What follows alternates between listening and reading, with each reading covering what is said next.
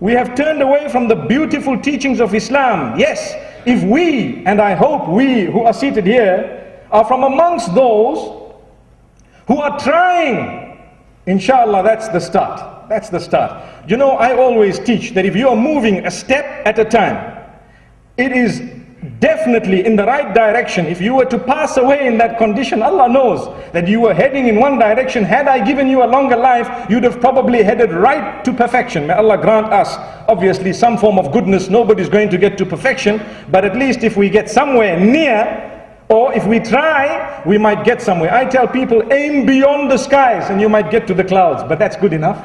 Alhamdulillah. So this is why we need to know that as Muslims, if we are walking in the right direction and gaining and achieving and learning every day, inshallah, we will be preserving our religion, and that preservation will be a step in confirming the statement, fastest growing religion. Because at least the people who are in it are actually growing in faith, growing in knowledge. So it's fastest growing religion, not necessarily in numbers, if some would like to argue, but at least in quality. Alhamdulillah, those who are there, quality. There's no point in people saying we are Christians and then they don't know that Christianity also teaches you to dress modestly. And then they tell you, well, modest, the interpretation of it changes from time to time. Well, if that's the case, Islam is so beautiful, it just sets a framework, and that's it. And Islam says you can always improve no matter where you've got to. There's nothing called perfection. Nobody is perfect, meaning, let me word that again, there might be perfection, but nobody can get there.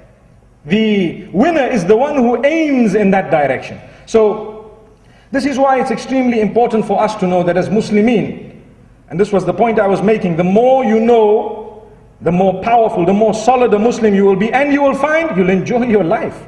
You'll really enjoy it. Islam has lots of rules and regulations. Why then is it growing so fast? Why do you find people in a free society choosing to allow the rules of Islam, which society considers voluntary? When I say society considers voluntary, nobody is shoving down your throat to be a Muslim here. Society would probably allow you to be atheistic or gay or lesbian.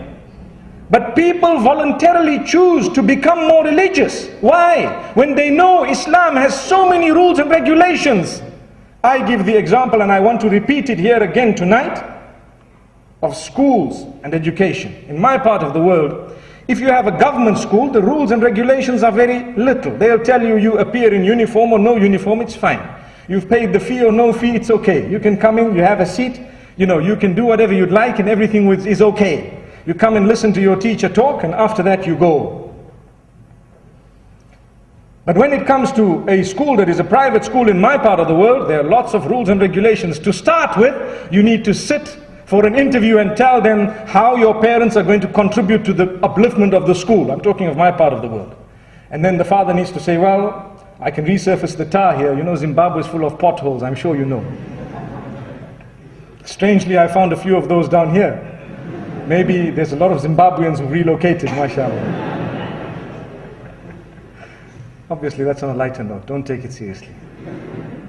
So, as I was saying, the parent has to come in and say, how am I going to contribute to the school? And then you find the child needs to be playing a sport, and if the child is good at a sport and so on, they have a greater chance in being accepted. And once you are, you need to wear the uniform every day. The blazer needs to be, a certain size and a certain way. The tie needs to be worn, and you need to have garters. I don't know if you're aware of what garters are. To hold your socks up. I know, I wore those. Yes, garters.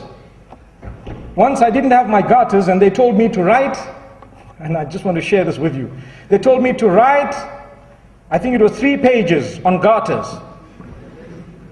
And I wrote about the warm Russian garters, and I made up stories of everything and anything. And I recall that is how we were actually brought up, subhanallah, with lots of rules and regulations. So that school that has lots of rules and regulations will create men and women who are an asset to society. Gentlemen, I can pick up a person who's been to a good secular school just by the way they greet me. Believe me, in a lot of cases, in my part of the world. If someone comes to you, they're quite confident of themselves and they will greet you, they happen to shake your hand properly, they will smile at you and they will say a few polite words, they might offer you assistance, you know this person's been to a good school. And if you are to ask them, and I've done it, you will find 9 times out of 10 they've been to one of the private schools where there are lots of rules and regulations. If ma'am passes, you get up and say, morning ma'am.